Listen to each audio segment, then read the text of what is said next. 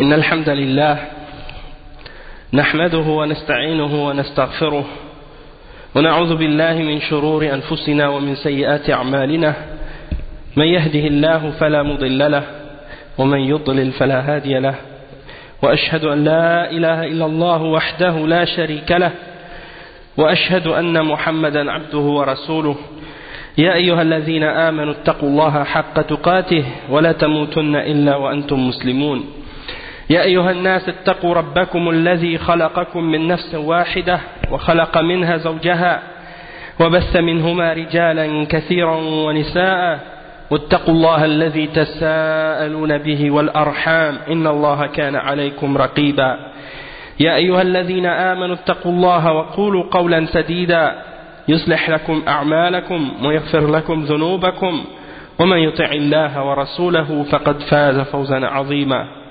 أما بعد وإن خير الكلام كلام الله وخير الهدي هدي محمد صلى الله عليه وسلم وإن شر الأمور محدثاتها وكل محدثة بدعة وكل بدعة ضلالة وكل ضلالة في النار أما بعد. Donc aujourd'hui on commence le cours numéro 27 dans l'explication des fondements de la da'wa salafiyya. Et on est arrivé au chapitre numéro 6 dans ce livre et le titre c'est la définition de certains ou la description ou définition de certains manahij, de certaines méthodologies qui sont nouvelles et qui sont apparues. Ta'rifun bi ba'd al-manahij al-jadida. Donc juste avant de commencer, j'aimerais juste faire un petit rappel en même temps, puis en profiter juste pour donner une nasiha aux frères.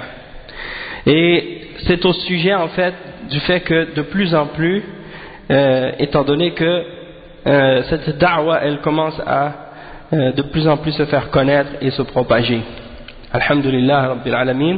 Et on demande à Allah subhanahu wa ta'ala qu'il ouvre le cœur des gens ici à Montréal et ailleurs dans le monde à cette da'wa pour leur faire comprendre qu'est-ce que c'est, qu'est-ce que ça signifie, qu'est-ce que ça implique, que c'est la da'wa du prophète Muhammad sallallahu alayhi wa sallam et de ses sahaba et de ceux qui les ont suivis à travers l'histoire parmi les imams de l'islam. Mais en même temps, plus que ça avance et plus qu'on remarque de la part des gens de bid'a et des ennemis de la sunna, des ennemis de cette da'wa, de plus en plus d'animosité, de plus en plus de haine, et même parfois des actes d'agression envers certains frères et envers certaines personnes. Et des fois des paroles, des insultes, des agressions verbales, des fois c'est des agressions physiques même aussi. Et on commence à remarquer ça. J'en ai subi moi-même dernièrement, il n'y en a pas longtemps, de la part de certains parmi les takfiriyin à Montréal, et d'autres frères commencent aussi à se plaindre de ces genres de choses-là. Mais qu'est-ce que je veux dire à ce sujet-là, c'est qu'il faut que les frères fassent preuve de sagesse et que les frères fassent preuve d'intelligence et de patience, et pas qu'ils remettent le comportement de ces gens-là par le comportement qu'ils reçoivent. Donc si ces gens-là ils t'insultent ou ils te crient ou ils te disent des choses, des paroles offensantes ou des choses de ce genre, ou des menaces même, il y en a qui m'ont rencontré il n'y a pas quelques temps, ils ont dit toi dans un pays musulman on te couperait la tête comme ça, subhanallah. Donc avec ces gens-là, il ne faut pas parler, il ne faut pas rentrer dans des débats avec eux, il ne faut pas discuter avec eux. Et s'ils vous touchent ou s'ils vous frappent ou s'ils vous poussent, il ne faut pas rentrer non plus dans les provocations de ces gens-là, parce que c'est ça ce qu'ils cherchent. Ils cherchent seulement l'occasion pour créer des problèmes, puis par la suite essayer de discréditer la da'wa puis faire du tort avec ça. Donc laissez-les, et puis ne les écoutez pas et ne leur répondez pas non plus. Et en même temps aussi, si vous voyez qu'ils vous harcèlent trop et qu'ils exagèrent, là qu'est-ce que vous pouvez faire? Vous pouvez appeler la police, et eux ils vont s'occuper de ces gens-là. Et comme la dernière fois, qu'est-ce qui m'est arrivé? C'est ça. C'est pas moi qui ai appelé la police, mais il y a des gens qui étaient là, qui ont vu la personne qui était tellement comme un malade, qui criait comme un fou. C'est eux qui ont appelé la police, moi j'ai rien fait. Et juste quand j'ai tourné ma tête, j'ai vu 6 voitures de police qui sont arrivées autour de la personne avec son copain, et ils les ont arrêtés, et puis ils les ont fouillés, posé les questions, ainsi de suite. Et ils m'ont dit, si jamais ils viennent vous embêter, encore une fois, vous avez juste à appeler la police encore, faire une plainte, ils vont se calmer comme ça. Et avant que la police arrive, il avait son discours, on vous coupe la tête, vous êtes des koufars, ainsi de suite, des choses comme ça. Et quand la police est arrivée, il dit non, j'ai jamais dit des choses comme ça, c'est pas vrai. Donc quand il n'y a pas d'autorité, quand il n'y a pas de problème, tu les vois dire toutes sortes de paroles, comme s'ils ont peur de personne, comme s'ils craignent personne. Et aussitôt qu'ils voient la police ou ils voient quelque chose, commence à changer. Ils disent, ah mais non, j'ai jamais dit ça, c'est pas vrai, c'est un menteur, ainsi de suite. Donc ça c'est l'hypocrisie de ces gens-là. L'hypocrisie qu'ils ont deux langages. Donc c'est pour ça, c'est juste pour dire, il y a des... Wa alaykum salam wa rahmatullahi wa barakatuh. Donc c'est pour ça que je vous dis, si jamais ils vous harcèlent, ils vous touchent, ou vous attaquent, ou ils vous disent des insultes, ou des choses de ce genre, vous ne devez pas leur répondre. Et vous ne devez pas rentrer dans les provocations. Sauf si vraiment ils vont atteindre à votre vie ou faire quelque chose qui est dangereux, là, vous vous défendez selon la limite de la légitime défense, pour empêcher ces gens-là de vous faire du mal, mais de ne pas continuer là-dedans. Parce que c'est vraiment, eux ils ont d'autres intentions derrière ça. Ils veulent vraiment faire du tort et nous nuire par la suite avec ça. Et ils nous menacent, ils nous font des provocations. Donc il ne faut pas rentrer là-dedans. D'accord? Et faites des doigts pour que Allah subhanahu wa ta'ala vous épargne de ces gens-là et qu'il épargne la umma de ces gens-là et que Allah subhanahu wa ta'ala nous préserve de leur mal et qu'il nous débarrasse en fait de cette rapace de Khawarij dans ce pays, dans tous les autres pays musulmans. Dans tous les pays musulmans. Donc, on va commencer à partir du point où on était arrivé la dernière fois. Le cheikh maintenant il parle du parti ou du groupe des Ikhwan, al-Ikhwan al-Muslimoun, ce qu'on appelle les frères musulmans. Et le premier personnage dont il parle, on en a parlé au dernier cours, c'est Hassan al-Banna. Hassan al-Banna. Donc c'est lui le fondateur de ce groupe. Et on a expliqué que c'est en fait un homme qui était soufi, et qui était sur la tendance ou sur la aqida des Asha'ira aussi. Et il avait beaucoup d'autres problèmes dans son manhaj et dans sa aqida. Et on va en parler de ça, Inch'Allah. Première citation qui est mentionnée à ce sujet-là. Il dit هذه مجموعة من أقواله تدل على عقيدته ومنهجه. Donc voici quelques citations de Hassan al-Banna qui nous donnent quelques indications au sujet de son manhaj et de sa aqida. Comme ça on peut se faire une idée et on peut comprendre comment il pensait, c'était quoi ses idées, c'était quoi sa tendance. Le premier point que le cheikh mentionne, il dit que Hassan al-Banna a dit إن خصومتنا لليهود ليست دينية من كتاب الإخوان المسلمون أحداث صنعت التاريخ. Donc dans le livre الإخوان المسلمون, les frères musulmans, أحداث صنعت التاريخ, c'est-à-dire des événements qui ont été faits par l'histoire, ou bien qui ont fait l'histoire, les événements qui ont fait l'histoire. Il dit dans le volume 1 à la page 409 je m'excuse, il dit dans la page à la page 409 dans le volume 1, notre conflit avec les juifs n'est pas religieux. Ça c'est la parole de Hassan al-Banna. Il dit notre conflit avec les juifs n'est pas religieux. Donc s'il n'est pas religieux, il est quoi? C'est la même chose que la parole de Qardawi lorsqu'il a dit à propos des juifs que nous on ne combat pas les juifs à cause de la religion, parce que ce sont des koufars. On combat les juifs parce que on veut la terre, c'est tout. Donc s'ils nous donnent la terre, on n'a plus de problème avec eux. Ça c'est contraire à l'islam. Ça c'est contraire à l'islam, parce que même si en principe dans l'islam on doit aimer et détester pour Allah, ça c'est la base. Al-wala wal-bara, d'aimer et détester, ça doit être uniquement pour Allah subhanahu wa ta'ala, et non pas pour des affaires de la dunya seulement. Et donc il y a eu beaucoup de conflits et de problèmes entre le prophète sallallahu alayhi wa sallam et les juifs et les chrétiens et les mushrikines à son époque. Et c'était pas pour des terres ou des territoires ou pour de la dunya, pour des richesses ou pour des biens, mais c'était pour la foi en Allah subhanahu wa ta'ala et la foi en le messager sallallahu alayhi wa sallam et la foi en le Coran. Donc le plus grand conflit qu'on a avec les juifs, c'est quoi? C'est qu'ils refusent de croire par exemple en le Coran, le Karim, que c'est la parole d'Allah subhanahu wa ta'ala, que c'est une révélation. Ils refusent de croire en celui à qui ou à celui à qui ce Coran a été révélé, c'est-à-dire le prophète Mohammed sallallahu alayhi wa sallam. Et non seulement ça, ils refusent également de croire en Isa alayhi salam, qui est un des messagers d'Allah, et en Al-Injil, qui est un livre qui est révélé à Isa ibn Maryam. Donc ils rejettent deux d'entre les plus grands messagers d'Allah, et ils rejettent deux d'entre les livres les plus importants d'Allah subhanahu wa ta'ala, sans compter également les autres problèmes qu'ils ont dans leur aqidah. Le fait qu'ils disent que Uzair est le fils d'Allah, qu'ils adorent les tombes et les saints, qu'ils font beaucoup d'autres formes de kufr et de shirk également. Tout ça c'est mentionné dans le Coran à leur sujet. Et c'est ça le conflit qu'on a à la base avec les juifs. C'est ces problèmes-là. Si un juif il dit Ashhadu an la ilaha illallah wa ashhadu anna Muhammad Rasulullah wa uminu bil Qur'an wa uminu bil Injil wa uminu bil Islam, je crois en la ilaha illallah, Muhammad Rasulullah, je crois en la Torah, en l'Injil, en Muhammad sallallahu alayhi wa sallam et en Isa et en tout ce qui est révélé dans le Coran et dans la Sunna, et qu'il applique ça et qu'il y croit avec sincérité, il est un frère. Ce sera notre frère.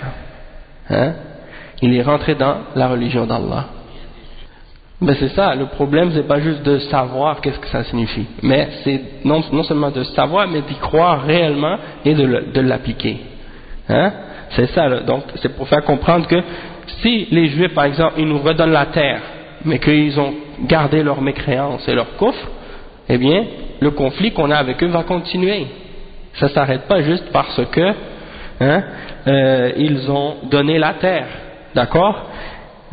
Sinon, même si des musulmans prennent la terre de d'autres musulmans, on va dire que tu as un voisin musulman ou des gens qui sont proches de chez toi qui sont des musulmans, ils volent ta terre, ou ils volent ta maison, ou ils volent ta voiture. Est-ce que tu ne vas pas avoir un conflit avec eux?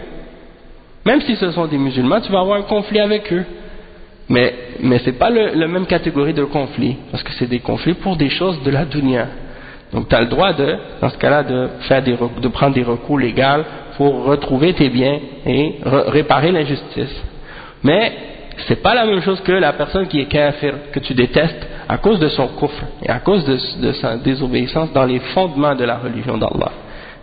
Ça, il faut faire la différence entre ces deux choses-là. Parce qu'il y en a des laïcs, des démocrates parmi les Arabes, ils regardent le conflit palestinien juste d'un point de vue matérialiste et d'un point de vue historique, sans prendre en considération la foi en Allah et la religion d'Allah subhanahu wa ta'ala. D'accord?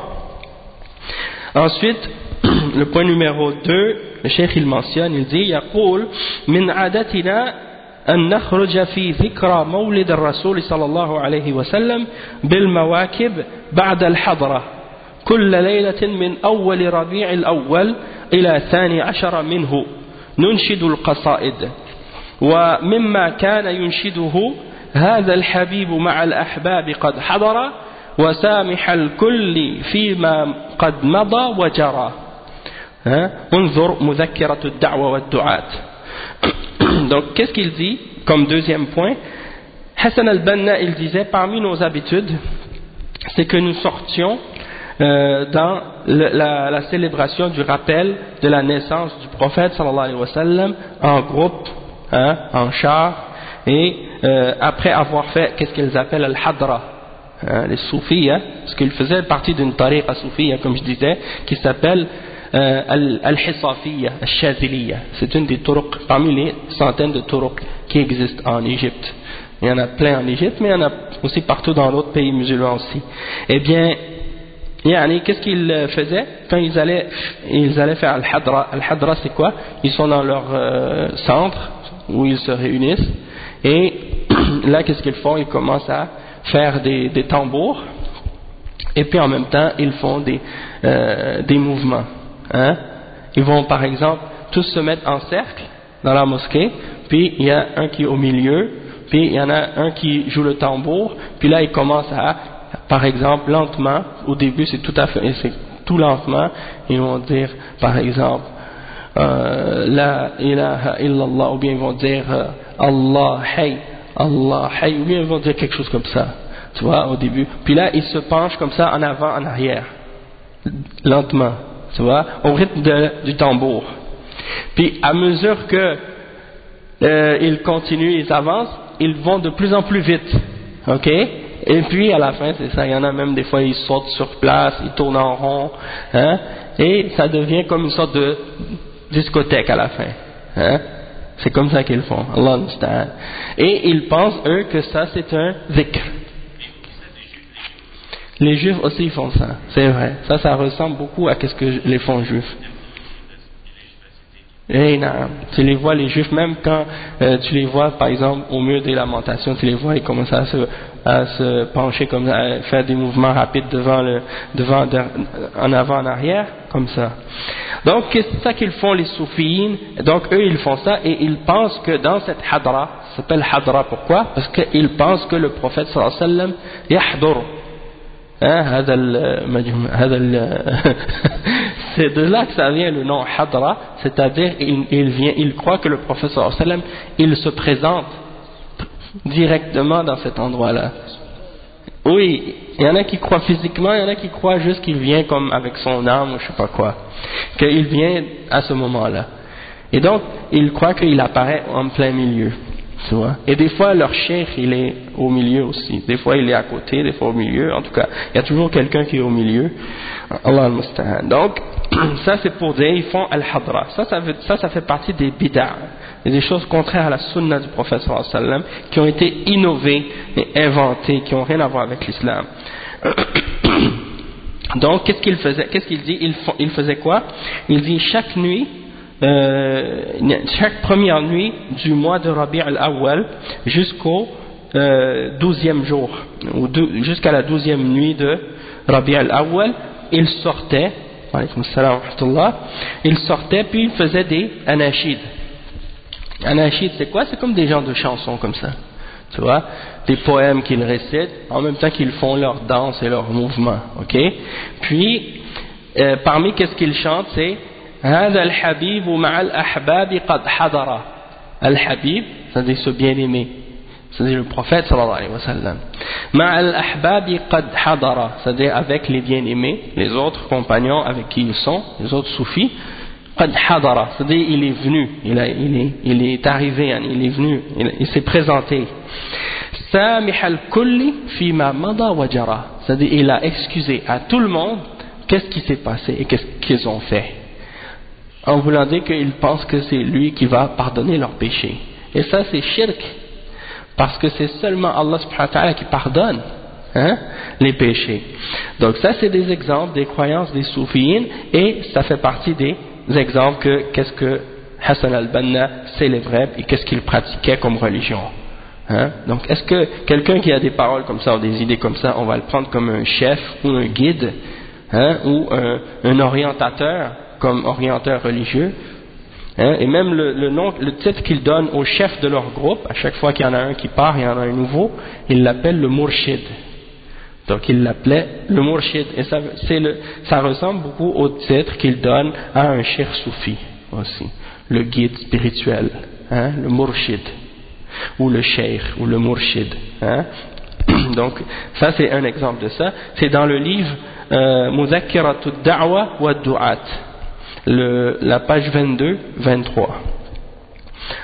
Ensuite il dit un autre exemple de ça, dans la définition qu'il a donnée, ou dans la description qu'il a donnée de c'est quoi sa jama'a, c'est quoi la jama'a des Ikhwan. Donc il a répondu à la question c'est quoi notre jama'a, il a répondu en une phrase qui définit c'est quoi cette jama'a. Écoutez cette définition et vous allez voir, c'est quelque chose vraiment contradictoire puis en même temps étonnant. Il dit يعرف جماعته بقوله دعوة الإخوان المسلمين دعوة سلفية سنية وحقيقة صوفية وهيئة سياسية وجماعة رياضية ورابطة علمية ثقافية وشركة اقتصادية وفكرة جماعية.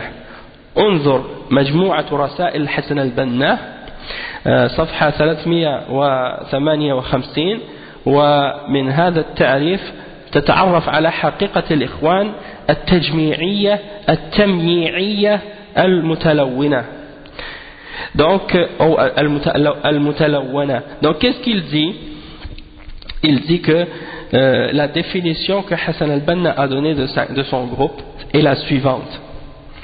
Il dit, c'est une jama'a ou c'est une da'wa, un appel, oui, plutôt un appel. La da'wa des Ikhwan, c'est un appel salafiyya sunniya. Donc il dit en premier qu'elle est salafiyya, donc il prétend qu'elle est en accord avec la voie des salafs et qu'elle est sunniya, en accord avec la sunna. Hein? Deuxièmement, que c'est une haqiqa soufiyya. Donc déjà ça c'est une contradiction, que c'est une réalité soufiyya. Hein? Ça c'est contradictoire. Et déjà même dans le terme haqiqa, chez les soufis, le terme haqiqa ça a une autre signification. Pour eux, le terme haqiqa, parce qu'ils ont divisé la religion en deux. Ils ont dit il y a deux aspects dans la religion, un côté caché puis un côté apparent. Donc, ils disent que le côté apparent c'est la sharia, que tout le monde connaît, qui est dans le Coran, dans la sunna, les règles de la religion. Puis il y a un autre côté qu'on appelle haqiqa, et qui est caché. Hein? C'est qu'est-ce qui a rapport avec le cœur et l'intérieur, ou bien les choses cachées.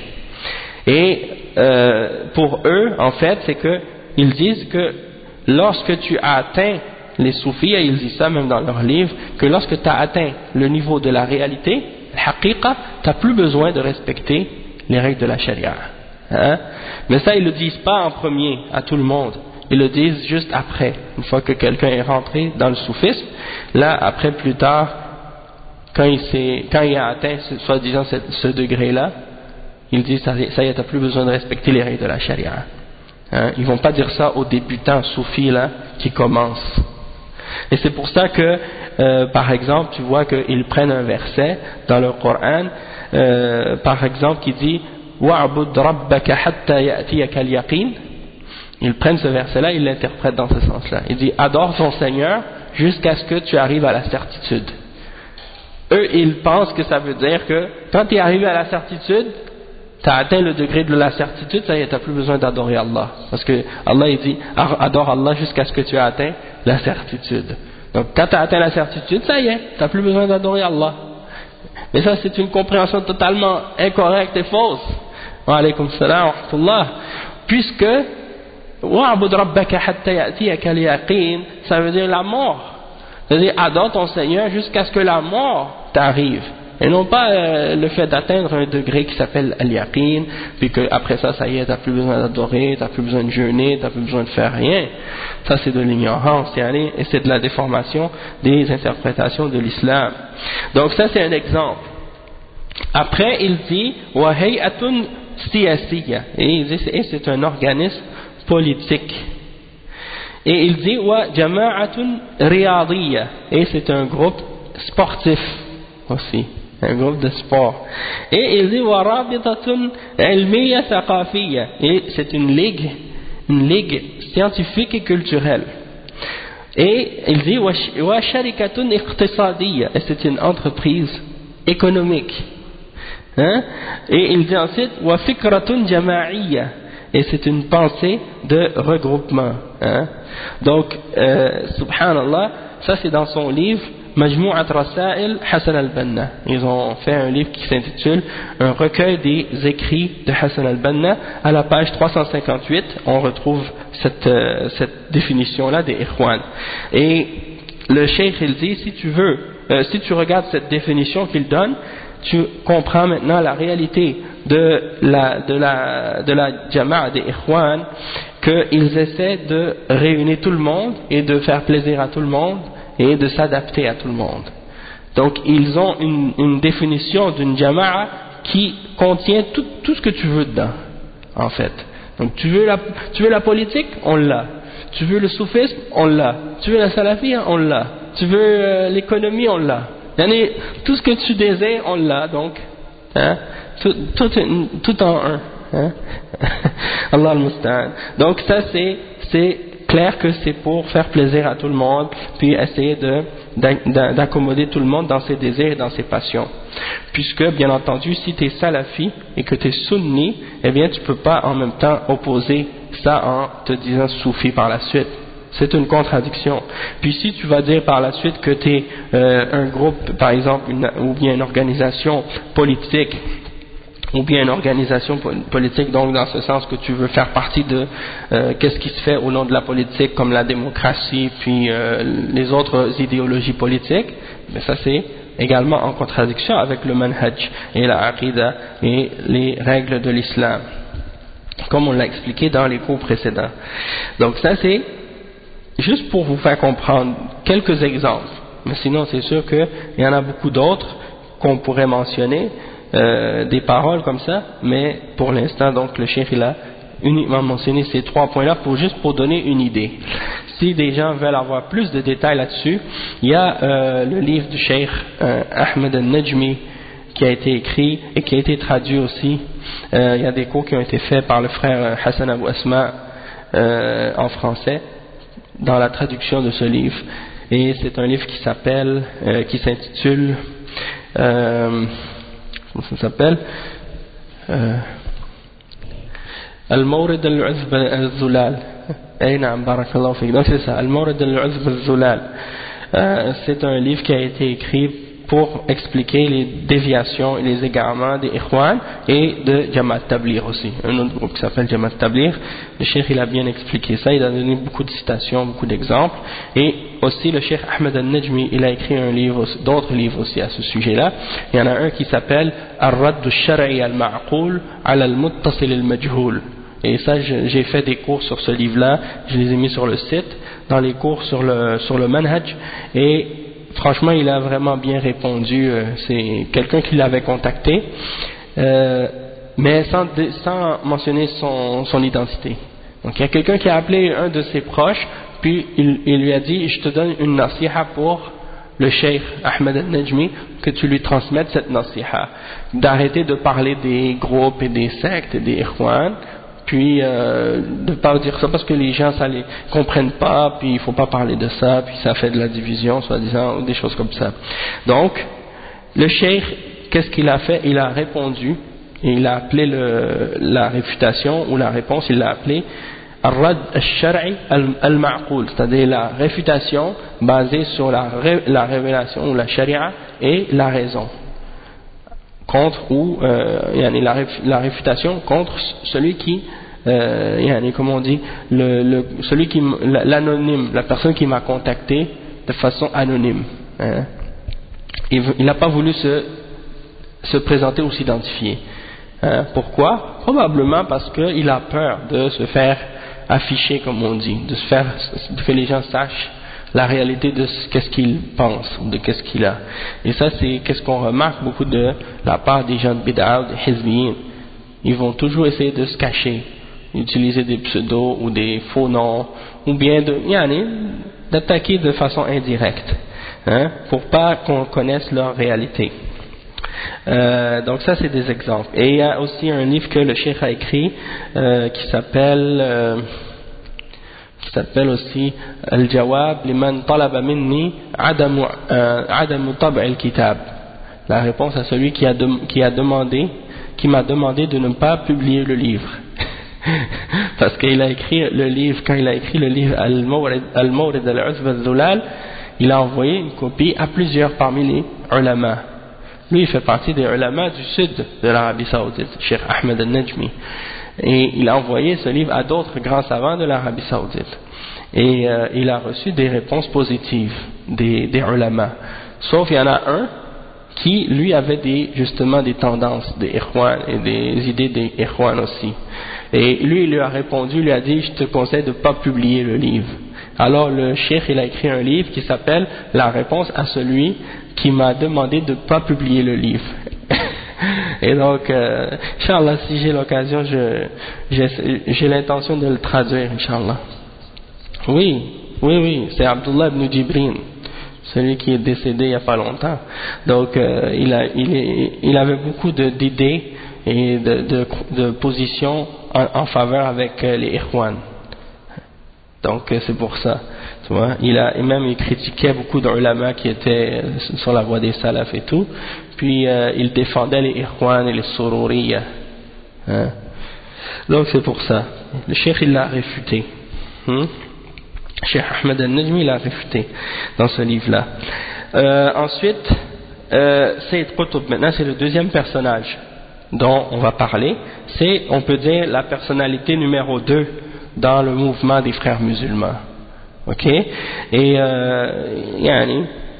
comme on a parlé un petit peu de son histoire au dernier cours, on ne va pas répéter ça, mais sinon on a parlé de lui également dans le cours, et de Hassan al-Banna aussi dans le cours la réfutation des néo-Khawarij. Ces cours-là sont sur le site Salafi de Montréal dans la section des sectes, réfutation des sectes. Et il y a comme 28 cours. Donc dans les, je pense, en tout cas parmi les cours il y a environ 5 ou 6 qui sont sur les Ikhwan, et on parle de Sayyid Qutb, de Hassan al-Banna, ainsi de suite. Donc là on va juste lire quelques citations pour vous montrer des idées que cet homme-là il avait. Premièrement, وصف كلام الله بالموسيقى حيث يقول في ظلاله تفسير سورة النجم هذه السورة كأنها منظومة موسيقية علوية منغمة. Donc il dit dans Zilal al-Qur'an, dans son livre Zilal al-Qur'an, le volume 6 à la page 344, en parlant de la parole d'Allah et en la comparant ou en la désignant par le fait qu'il dit que c'est de la musique. Il dit que la parole d'Allah c'est comme de la musique. Donc dans son livre Zilal al-Qur'an, il dit cette sourate, en parlant de sourate al-Najm, il dit c'est comme une symphonie musicale céleste et rythmée, ou il y a quelque chose dans ce sens-là. Donc, subhanallah, comment on peut comparer la parole d'Allah avec de la musique alors qu'on sait que la musique c'est haram, c'est grave. Et il dit comme deuxième point, et il y a beaucoup d'autres paroles comme ça dans ses autres livres aussi. Ça c'est juste un exemple qu'il a pris, mais il y en a d'autres encore plus graves que ça, et plus détaillés encore. Ensuite il dit وَطَعْنُهُ بِنَبِيِّ اللَّهِ مُوسَى حيث قال لنأخذ وعليكم السلام ورحمة الله لنأخذ موسى إنه مثال للزعيم المندفع العصبي المزاج. Qu'est-ce que ça signifie? Ça c'est dans التصوير الفني في القرآن, l'illustration artistique dans le Coran. Ça c'est un des titres d'un des livres de Sayyid Qutb. Il a écrit un livre qui s'appelle l'illustration artistique dans le Coran. Et c'est là qu'il parle de, il compare des histoires des prophètes dans le Coran et des choses comme ça à du cinéma, puis des trucs de ce genre. Donc, il dit donc, en parlant il a insulté le prophète d'Allah, Moussa alayhi salam. Donc Sayyid Qutb, il a insulté le prophète d'Allah, Moussa alayhi salam. Il a dit à son sujet, on va prendre comme exemple Moussa. Il dit Moussa c'est l'exemple du dirigeant nerveux et impulsif. C'est l'exemple du dirigeant au tempérament nerveux et impulsif. C'est comme ça qu'il parle de Moussa alayhi salam. Il dit لنأخذ موسى إنه مثال للزعيم المندفع العصبي المزاج. Donc il dit c'est l'exemple du dirigeant au tempérament nerveux et impulsif. Allahul musta'an. Comment quelqu'un peut dire quelque chose comme ça à propos d'un prophète d'Allah? Et il dit طعنه بالصحابة قال في كتب وشخصيات طعنه بالصحابة وقال في كتب وشخصيات صفحة 242 حين يركن معاوية وزميله إلى الكذب والغش والخديعة والنفاق والرشوة والشراء الذمم لا يملك علي أن يتدلى إلى هذا الدرك الأسفل فلا عجب أن ينجحان ويفشل وإنه لفشل أشرف من كل نجاح. T'as compris, Akhi? T'as entendu ce qu'il a dit? Écoute ça, je le relis encore parce que c'est grave, yani. Il dit Hina yarkanu Muawiya wa zamiluhu ila al-kadhib. Donc il accuse Muawiya et un autre sahabi, j'ai oublié son nom, il les accuse de al-kadhib, le mensonge, al-ghish, la tricherie, al-khadi'a, la trahison, al-nifaq, l'hypocrisie, al-rishwa, le fait d'offrir de corruption, corruption, au shira' dhimam, des pots de vin. Quand tu dis quelqu'un, tu lui donnes des pots de vin pour tu lui donnes de l'argent en dessous de la table pour qu'il te donne quelque chose en retour qui fait pas partie de tes droits. Donc c'est comme ça qu'il parle de ces sahaba. Et puis il dit la yamliku Ali an yatadalla ila hadha ad-dark al-asfal. Ça veut dire quoi? C'est-à-dire Ali, il pouvait pas se permettre de descendre à ce niveau le plus bas. En voulant dire, il essaie de dénigrer les autres sahaba. Il dit, et il y a pas, donc c'est pas étonnant de voir que ces deux-là réussissent alors que lui échoue. En parlant des deux autres sahaba, puis en disant que eux ils réussissent, tandis que Ali radiyallahu anhu il a échoué. Mais il dit, mais c'est un échec qui est plus noble que toute réussite.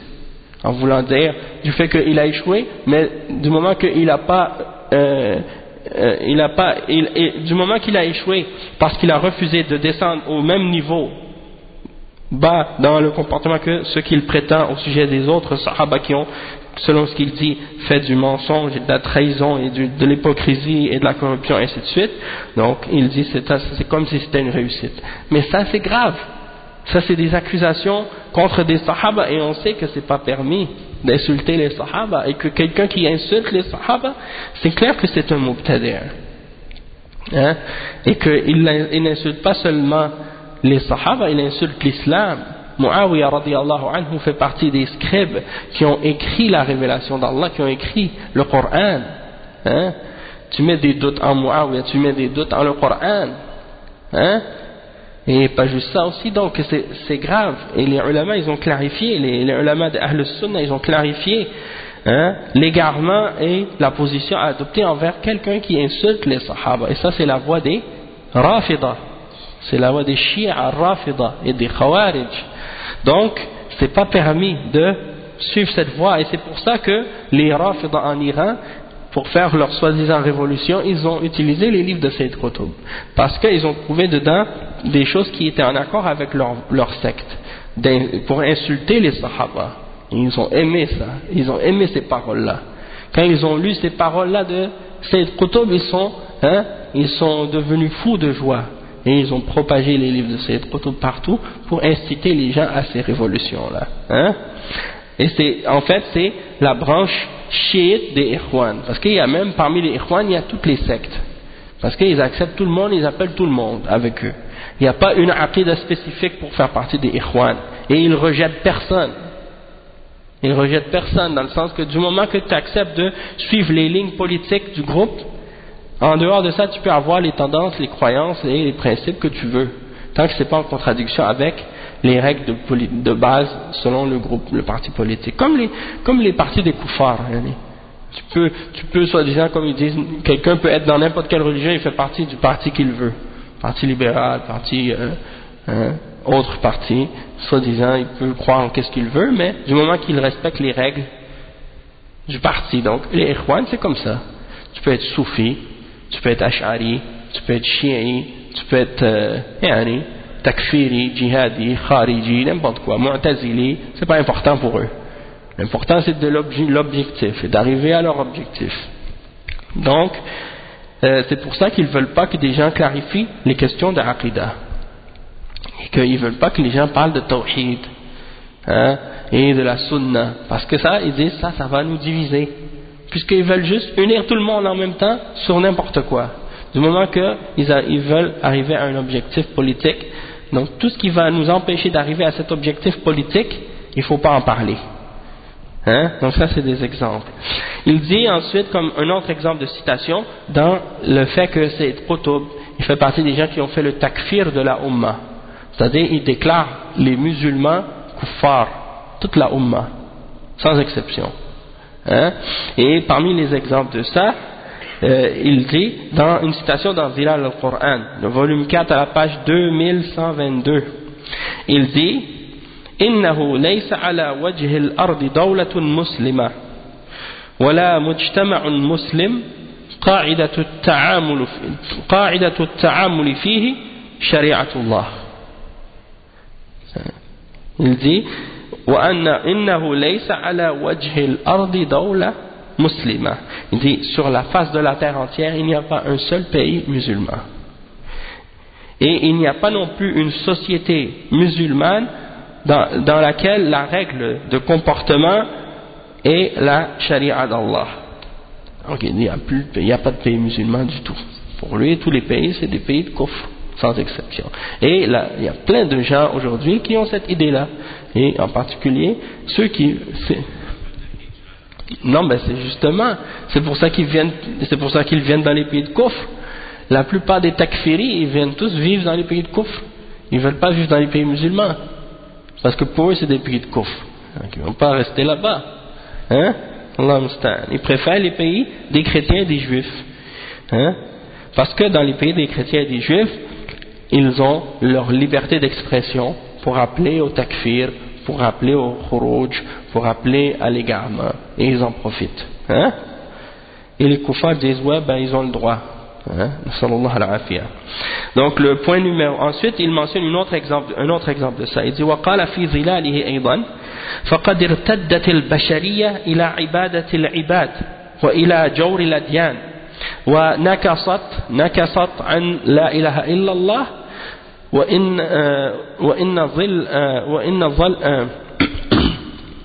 وإن ظل فريق منهم يردد على المآذن لا إله إلا الله. Donc il dit que dans Zilal al-Qur'an, il dit, ça c'est, il n'a pas mentionné, ah oui c'est le volume 2 à la page 1057, il dit que l'humanité a rejeté, l'humanité entière a rejeté l'adoration, comme si en voulant dire qu'il dit l'humanité tout entière est revenue à l'adoration des hommes. Hein? Parce qu'il dit فَقَدْ ارْتَدَّتِ الْبَشَرِيَّةِ إِلَى عِبَادَةِ الْعِبَادِ, à l'adoration des êtres humains, des créatures. Donc les êtres humains ils sont retournés à l'adoration des êtres humains, adorer des hommes, et à l'injustice des religions. Et elle s'est enlevée, ou elle est sortie de la ilaha illallah. Elle est sortie de la ilaha illallah. Il dit même si il y a une partie d'entre eux qui continue à répéter dans les endroits où on fait le adhan, la ilaha illallah. Donc ils continuent à faire le adhan, puis à dire la ilaha illallah dans le adhan, mais malgré tout ils ont abandonné la ilaha illallah, puis ils ont abandonné l'islam, ils sont revenus à l'adoration des hommes et à l'injustice des fausses religions. Donc ça c'est un exemple de takfir de la Ummah en entier. C'est la voie des Khawarij. Hein? La voie du takfir, c'est ça la voie de Sayyid Qutb. Il dit ensuite وأيضا قال في ظلاله إن هذا المجتمع الجاهلي الذي نعيش فيه ليس هو المجتمع المسلم. Il dit dans son livre Zilal al-Qur'an, dans le volume 4 à la page 209, il dit cette société d'ignorance dans laquelle on vit, elle n'est pas une société musulmane. Elle n'est pas une société musulmane. C'est ça qu'il dit. Un autre exemple, c'est دعوته للنسف والتفجير في كتابه أو في كتاب لماذا أعدموني. وهذه الأعمال هي رد فور وقوع اعتقالات لأعضاء التنظيم بإزالة رؤوس في مقدمتها رئيس الجمهورية وغير ذلك، ثم نسف المنشآت التي تشل حركة مواصلات القاهرة لضمان عدم تتبع بقية الإخوان فيها وفي خارجها كمحطة الكهرباء والكباري. Donc il dit, le cheikh, qu'il appelle également à faire des attentats terroristes. Hein, dans son livre Limada A'damouni, il a appelé à faire des attentats terroristes et à faire exploser des bâtiments publics et des propriétés publiques. Comme par exemple, il expliquait dans son livre Limada A'damouni, pourquoi ils m'ont exécuté, pourquoi ils m'ont tué. Il dit que parce qu'il y a eu beaucoup des membres, après qu'ils ont essayé d'assassiner le président de la République d'Égypte à l'époque, ils ont attrapé beaucoup des membres de l'organisation des frères musulmans pour les arrêter puis pour les mettre en prison. Il y en a beaucoup qui ont subi beaucoup de problèmes par la suite à cause des actes d'assassinat puis autres qu'ils ont essayé de faire. Donc ils ont voulu par la suite, ils ont planifié de faire exploser la compagnie les bâtiments d'électricité, hein, les compagnies d'électricité, puis aussi les ponts pour les faire sauter, pour pas que la police puis le gouvernement réussissent à poursuivre les membres des frères musulmans qui voulaient s'enfuir et s'échapper. Donc ça c'est un exemple de qu'est-ce qu'il raconte dans son livre. Non, ça c'est ça leur manhaj. Il a été exécuté par le gouvernement à l'époque de Jamal Abdel Nasser en Égypte. Ok, ça c'est, je pense que c'est en 65, mais je suis pas sûr. Non, ça c'est le titre de son livre, Limada A'damouni. Pourquoi ils m'ont exécuté? Le livre s'appelle comme ça. Tu vois? Non, c'est lui-même qui l'a écrit avant sa mort. Ouais. C'est-à-dire que, oui, c'est ça, il savait qu'il allait être exécuté avant, tu comprends? Puis il a écrit ce livre-là. Pourquoi on m'a exécuté? Donc, c'est ça, ça fait partie de ces raisons-là pourquoi il a été exécuté en fait. Parce que les gens de Takfir et les gens qui le défendent aujourd'hui, ils disent ah il est mort parce qu'il a défendu la ilaha illallah. Et c'est pas vrai. Il n'est pas mort pour ça puisque tous les Égyptiens disent la ilaha illallah. Hein? Et même le président dit la ilaha illallah. Hein? Tout le monde disait la ilaha illallah.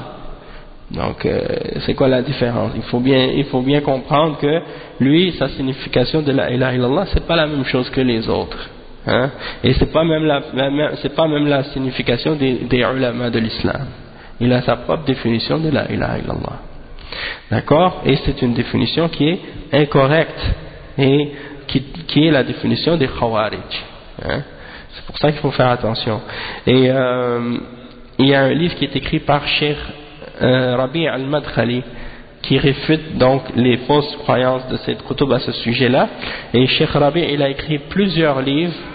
Je m'excuse. Ouais, je vais l'enlever, Inch'Allah. J'avais oublié. Bon, naam.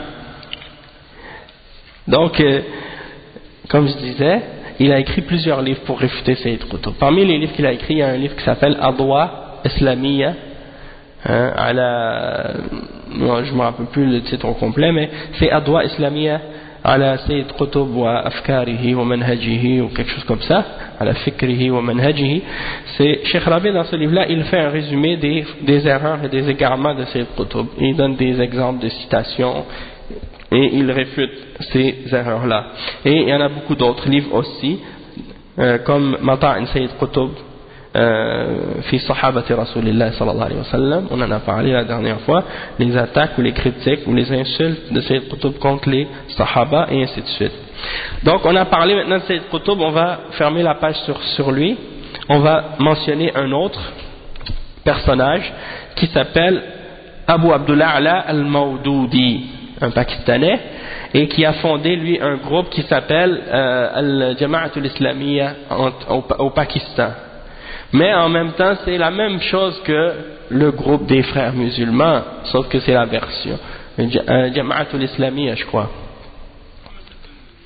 Abu Abdul A'la al-Mawdoudi, il est très connu. À un moment donné là, il n'y avait que ces livres qui étaient propagés ici à Montréal. Quand on voulait donner à quelqu'un un livre sur l'islam, on lui donnait le livre Comprendre l'islam, écrit par Abu Abdullah Ala al-Mawdoudi. C'est le livre qui était distribué partout à Montréal. Hein? même je me rappelle, c'est le livre qu'on m'a donné même quand j'étais au début, quand j'étais converti dans le centre d'information sur l'islam, sur la rue Saint-Denis à l'époque. Maintenant ça n'existe plus. Maintenant ça n'existe plus parce que ça a été remplacé maintenant par la mosquée Sunna, qui est la mosquée des Sourouriya. Mais avant d'être une mosquée, c'était un centre sur la rue Saint-Denis, entre Ontario et Sherbrooke. Hein, et c'était, ouais, dans le centre-ville, c'était une petite librairie. Avec tu pouvais y aller lire il y avait des livres à consulter, puis il y avait des petits livres à vendre aussi pour, en français, puis en anglais, et ainsi de suite. Donc, j'allais de temps en temps acheter des livres là-bas, puis des fois ils donnaient des livres gratuits. Parmi les livres qu'ils donnaient, c'était celui-là. Donc tu vois que c'est pas des gens qui, même s'ils se montrent ou ils veulent se faire passer pour des salafis, mais tu vois que c'est un autre manhaj qu'ils ont. Même à l'époque, ils n'avaient pas une voix claire. Donc, Al-Mawdoudi, comme je disais, c'est un Pakistanais. C'est un soi-disant intellectuel pakistanais qui écrivait, c'est un islamiste, fait partie des mouvements là, des islamistes. On peut dire que c'est la tendance pakistanaise des Ikhwan. Et ils sont ici à Montréal, ils ont leur groupe plus à Toronto, mais il y en a ici à Montréal aussi, ce qu'on appelle ICNA. Il y a ISNA, il y a ICNA. ISNA avec un S, c'est les Ikhwan, puis c'est eux qui ont, avec les MSC, là, qui sont, avec les musulmans, les associations, oui, avec les MSC. Oui, c'est les Ikhwan qui ont fondé les MSC, qui ont fondé ISNA, puis tout ça, c'est tout relié aux Ikhwan, tout ça. Oui, les mouvements de MAC, MAC, Muslim, ouais, comme MAC, ça c'est Muslim Association of Canada, ça c'est les Ikhwan. Ils le disent même. Non, mais ils l'ont dit que dans leur site, leur site officiel, ils disent, on considère que la compréhension de Hassan al-Banna, c'est la meilleure compréhension de l'islam aujourd'hui. Ils disent ça dans leur site officiel. Ben oui, à Montréal, il y a la mosquée Rawda, puis toutes ces mosquées, c'est relié avec les MAC. C'est tout relié. Puis ils ont une mosquée dans chaque ville. Pas dans chaque ville, dans chaque province canadienne. Ils ouvrent ça, c'est pour ça que l'autre fois j'avais dit, ils ouvrent des Mac comme des McDonald's. Dans chaque Allah al-Musta'an. Donc c'est les Ikhwan qui sont derrière ça. Non, si quelqu'un ne sait pas, il va pas savoir, il va rentrer là-bas, c'est comme s'il va accepter n'importe quoi, tu vois. Non, maintenant, il y a un frère qui m'a dit, chaque matin ils font le qunut là-bas contre les dirigeants arabes. C'est-à-dire, donc il y a ça, puis quel autre exemple aussi? Non, c'est ça, boulevard Laurentien. Ouais. Non. Ouais, c'est ça. Oui, proche de Madani. Madani, c'est l'établir. Tu vois? Donc c'est ça. Mais ils sont reliés parce que c'est, en fait, Tablir et Ikhwan, c'est deux associations qui travaillent en parallèle, mais qui ont des tendances différentes, mais qui se rejoignent dans certains objectifs. On va en parler de toute façon. Et ok, donc c'est ça le MAC, puis avec les MSA, les Muslim Student Association, ils sont tous reliés ensemble. Puis donc les associations d'étudiantes musulmans sont reliées à ces gens-là. Donc Mawdoudi, parmi les exemples, je vais juste montrer un exemple qui est mentionné ici, il y en a deux exemples. طعنه في نبي الله يوسف عليه السلام حيث قال في كتابه تفهيمات في تفسير قوله تعالى في سورة يوسف إخبارا عن يوسف عليه السلام اجعلني على خزائن الأرض.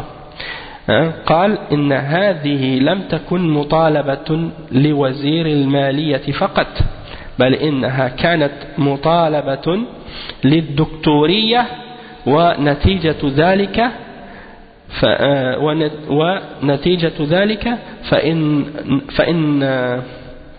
فإن وضع سيدنا يوسف يشبه وضع موسوليني في إيطاليا الآن. Allahumma musta'an. Donc il dit, il insulte le prophète d'Allah, Yusuf, alayhi salam. Donc Al-Mawdudi, il insulte le prophète d'Allah, Yusuf, alayhi salam.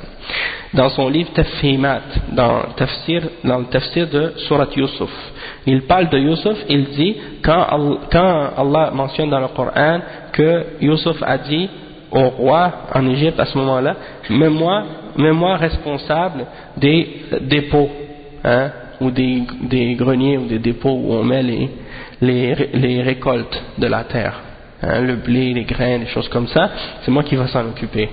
Donc, qu'est-ce qu'il dit Mawdudi à propos de ça? Il dit, ça c'était pas juste une demande pour être le ministère des affaires économiques seulement, mais c'était une demande pour devenir un dictateur, hein, pour devenir dictateur, hein, mutalabatun lid-dictatoriya.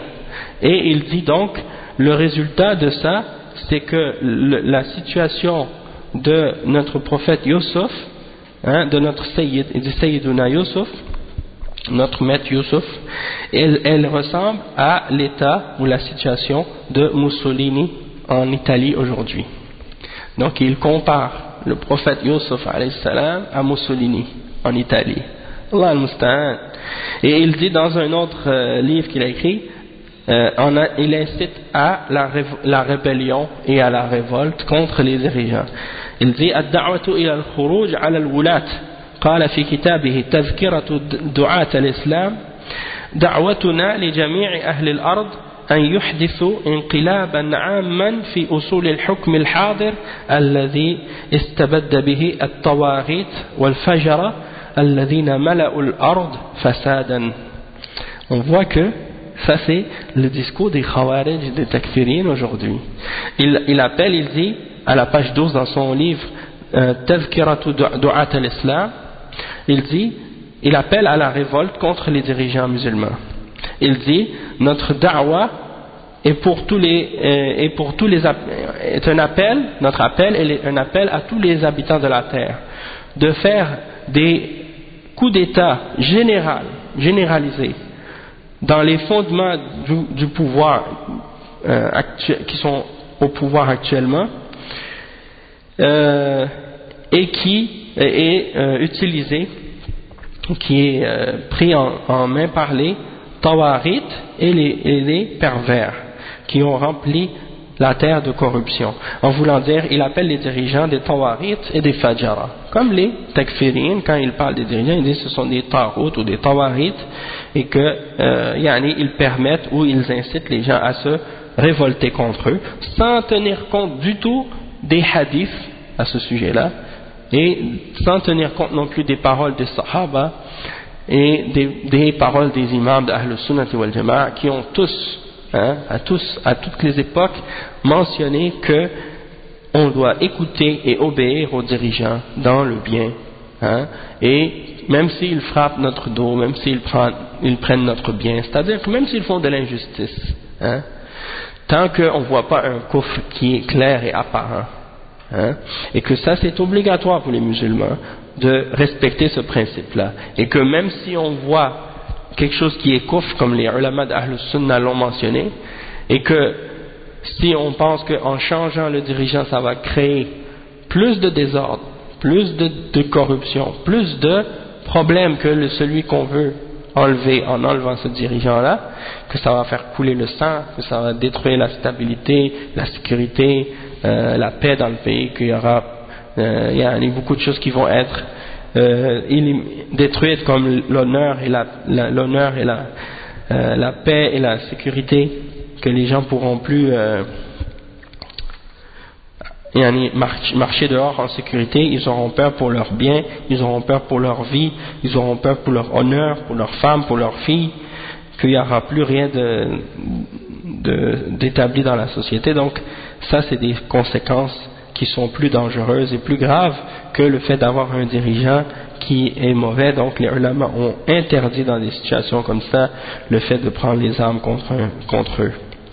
Donc surtout si, comme qu'est-ce qu'ils font aujourd'hui maintenant, souvent c'est juste, ils ont dit, on a vu que ce dirigeant il fait de l'injustice, il prend tout l'argent pour lui, il met ça dans des comptes de banque en Suisse ou aux États-Unis, il donne rien au peuple. Donc on veut l'égalité, on veut la justice, on veut la liberté, on veut la démocratie, ainsi de suite. Toutes des choses, même ils appellent au nom de choses qui sont contraires à l'islam. Ils sortent dans la rue, ils font des manifestations, ils appellent à la révolte et à la rébellion, ils prennent même des fois les armes et ils demandent même parfois l'aide des koufars contre leurs dirigeants. Donc tout ça, c'est des choses qui sont en opposition avec les principes de l'islam et de la sunna. Et tous les ulama ont interdit ce genre de choses-là, comme on a expliqué ça au dernier cours. Donc, le fait de voir Al-Mawdoudi qui appelle à ces idées-là, ça montre la réalité de leur manhaj et de leur da'wah. Et aussi, il n'a pas mentionné d'autres exemples, mais il y a aussi les éloges qu'il a fait de Khomeini et comment il a considéré Khomeini comme étant un des dirigeants qui a établi l'islam, puis qui était ainsi de suite. Il lui a fait des éloges, il l'a félicité dans qu'est-ce qu'il a fait, ainsi de suite. C'est pour montrer que c'était un homme qui était en fait Rafidi, qui était avec les Shia Rafida en même temps. Et c'est pas mentionné ici, mais il y a dans d'autres livres c'est mentionné. Donc, Inch'Allah, vous pourrez retourner à ça. Puis je pense que dans les cours qu'on avait fait dans la réfutation des néo-Khawarij, on avait cité même ces paroles-là.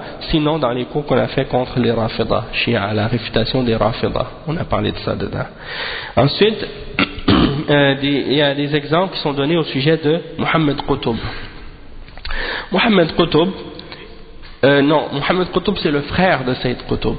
Okay? Et c'est lui en fait qui est le détenteur des droits d'édition des livres de Sayyid Qutb, et c'est lui qui les a distribués, propagés partout dans le monde aujourd'hui, même en Arabie Saoudite. Donc il a profité de l'accueil qu'on lui avait fait là-bas pour propager ses idées là-bas.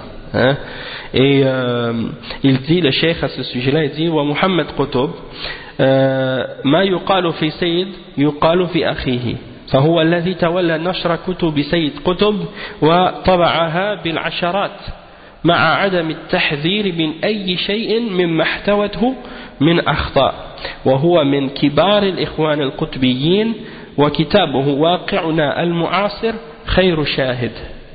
Qu'est-ce qu'il dit le cheikh? Il dit Mohammed Qutb, qu'est-ce qu'on dit à son sujet? C'est la même chose que qu'est-ce qu'on dit à propos de son frère Sayyid Qutb, c'est la même chose.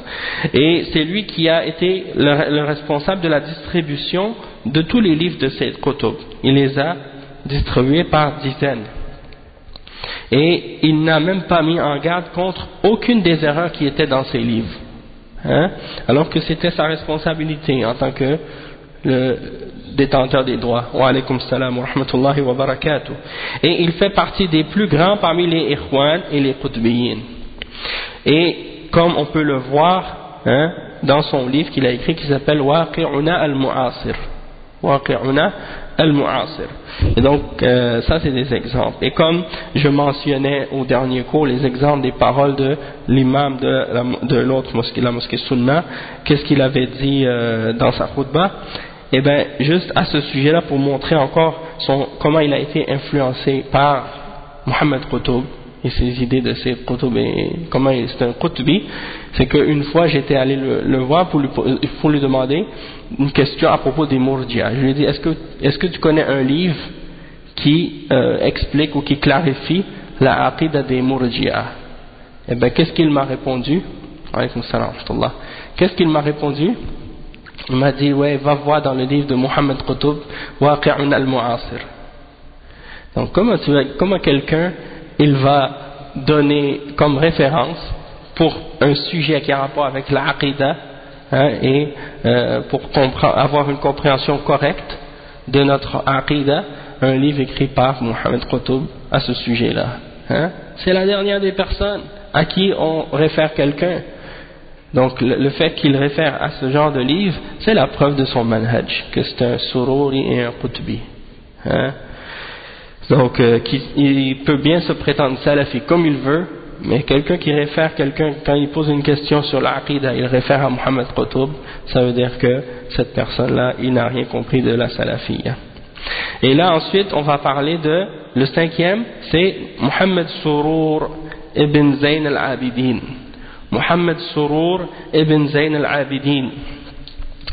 Mohamed Surur, c'est un Syrien qu'on avait parlé de lui la dernière fois. C'est à lui qu'on attribue la secte ou le groupe des Sururiya. C'est le manhaj dont j'avais parlé, qui est le manhaj des gens de la mosquée Sunna, dont j'ai parlé tout à l'heure.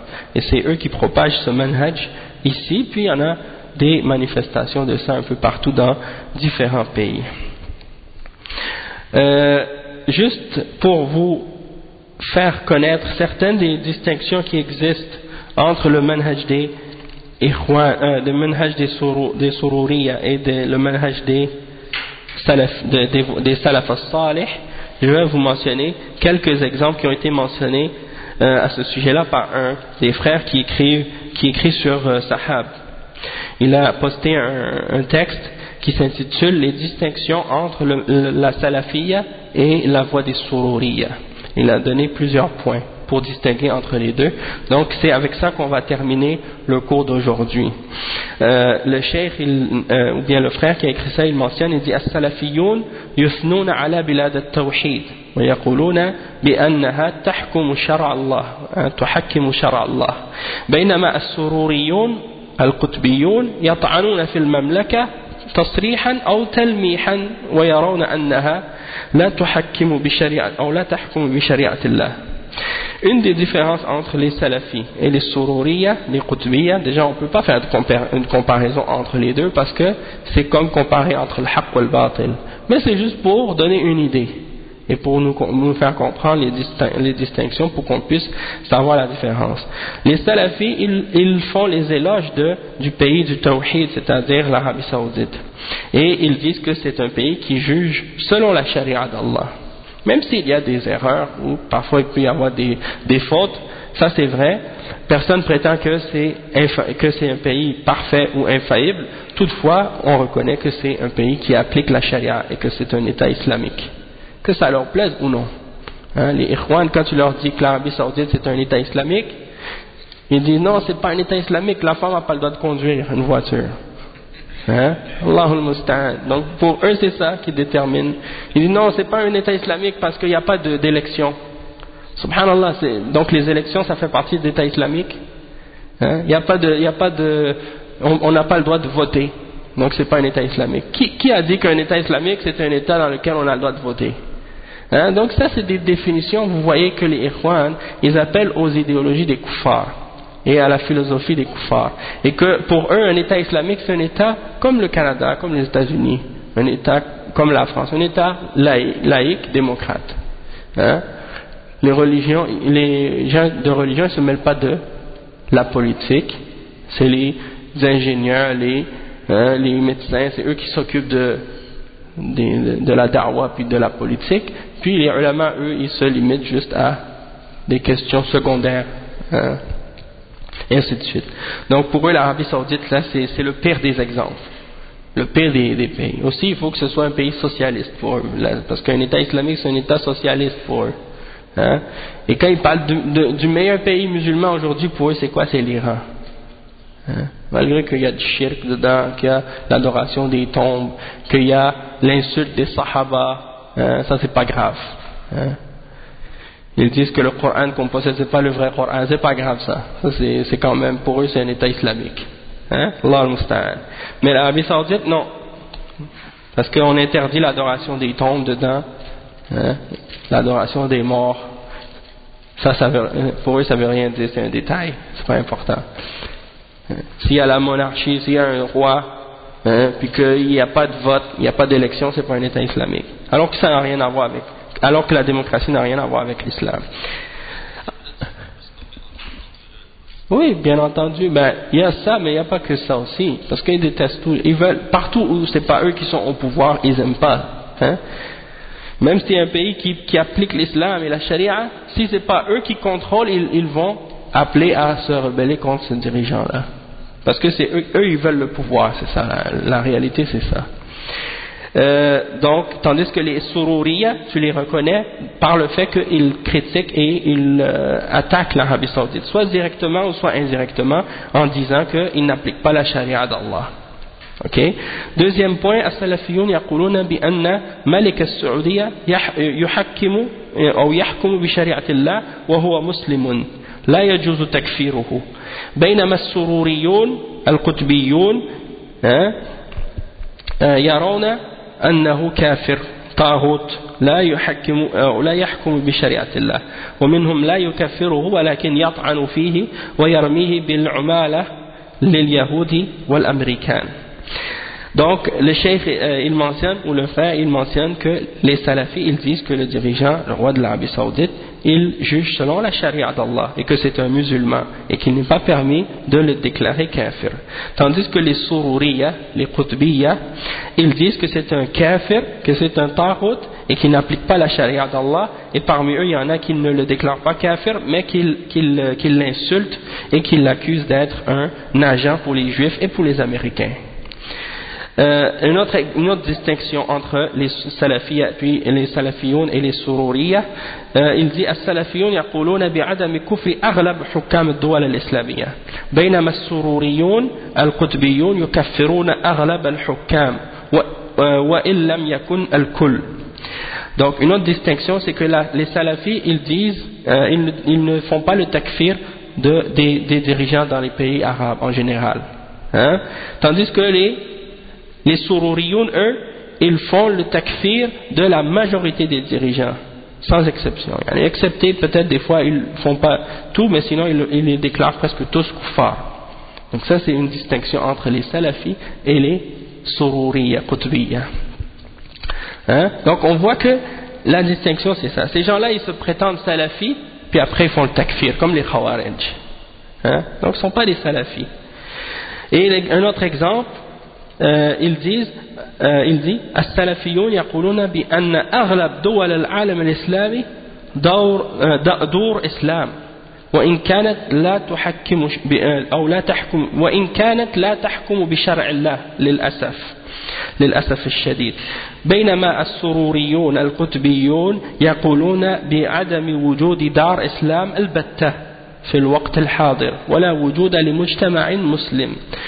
Donc le frère il dit que les salafis ils considèrent que les pays musulmans aujourd'hui sont des pays d'islam, des terres d'islam, et même s'ils n'appliquent pas la charia d'Allah, on dit quand même que c'est des pays musulmans.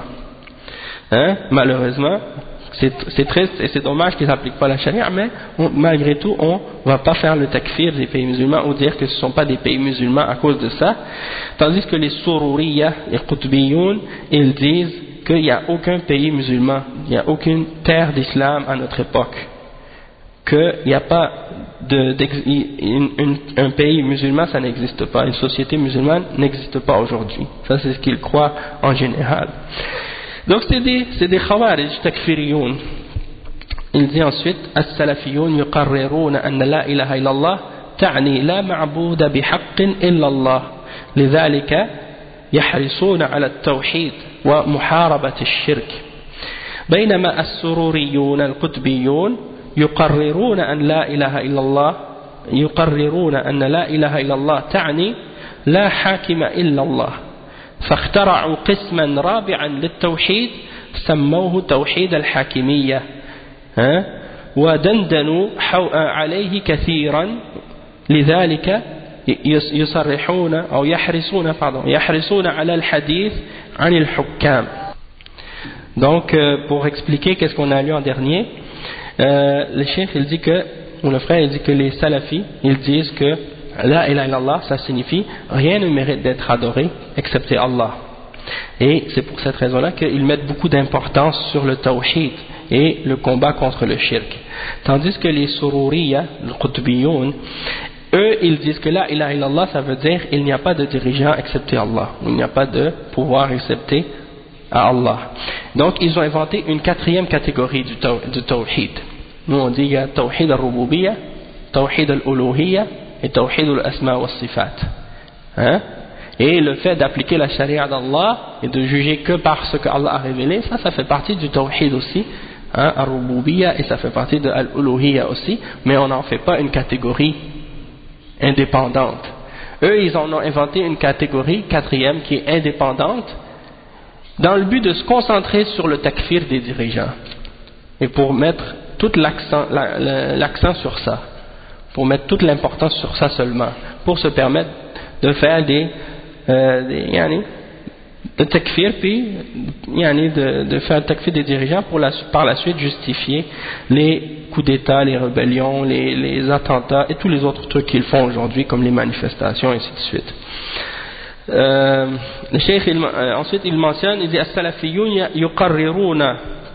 يقررون أصل السمع والطاعة لولاة أمر المسلمين في المعروف ويحرمون الخروج عليهم بشتى الوسائل لعدم كفرهم ومنها الكلام فيهم وذكر مساوئهم وعيوبهم والدعوة للمظاهرات ويرون أن الخروج عليهم بدعة منكرة من بدع الخوارج ويبدعون من قال بها بينما السروريون القطبيون على خلاف ذلك يزهدون في ذلك الأصل السلفي ويرمون السلفيين بالانبطاحية والانهزامية وبعد القطبيون يزعم أن مسألة الخروج على الحكام الفاسق مسألة اجتهادية لا يبدع عليها المخالف. Donc il mentionne que pour les salafis, c'est un fondement parmi les fondements des salafs et de Ahl Sunnati wal Jama'a qu'il faut écouter et obéir aux dirigeants musulmans dans le bien, et qu'ils interdisent ils ont interdit le fait de sortir contre les dirigeants, peu importe par quel moyen, parce que ce sont des musulmans, ils ne sont pas des koufars ces dirigeants. Donc parmi ces moyens-là, qu'il est interdit de parler contre eux, de mentionner leurs fautes ou leurs défauts, d'appeler aux manifestations, et ils considèrent que le fait de révolter ou de se rebeller contre eux est une bid'a qui est rejetée dans l'islam, qui fait partie de la bid'a des Khawarij, de la secte d'égarement parmi les sectes, qui s'appelle la secte des Khawarij. Et il déclare toute personne qui dit ces choses-là ou qui appelle à ça comme étant un mubtadi', un innovateur. Tandis que les sururiyoun, eux, et les qutbiyoun, ils ont une idée contraire à ça. Pour eux, c'est pas important. Ils éloignent les gens de ce fondement parmi les fondements des salafs, et ils accusent les salafis d'être des gens qui, comment on dit, qui baissent les bras, puis qui font pas affront, ou qui affrontent pas les dirigeants ou des choses de ce genre, ou qui obéissent aux dirigeants, des choses de ce genre. Et certains qutbiyoun, ils pensent que c'est une question d'ijtihad, que si un dirigeant est pervers ou qu'il fait des péchés, que c'est une question d'ijtihad, et que la personne qui contredit dans ça, il n'est pas nécessairement mubtadi'. Mais on sait, comme on a dit, que ça c'est un des fondements dans les principes des salaf, et que celui qui contredit là-dedans c'est un mubtadi'. Donc on va s'arrêter ici pour aujourd'hui, puis comme j'avais dit hier qu'on allait faire le cours vendredi prochain, mais c'est pas ça, parce que en fait je vais voyager seulement le lundi, le 4, donc on va pouvoir faire le cours dimanche prochain, Inch'Allah, comme on le fait maintenant. Donc il n'y aura pas de changement en fait pour la semaine prochaine. Je vais revenir le 15, Inch'Allah. Donc je vais seulement être absent une fin de semaine, Inch'Allah. Juste une fin de semaine. Non, le 15 avril. Du 4 avril au 15 avril, Inch'Allah. Donc on va faire la salat, Inch'Allah. Subhanakallah wa bihamdik. Ashhadu an la ilaha illa ant. Astaghfiruka wa atubu ilayk. Barakallahu fikum. Assalamu alaikum.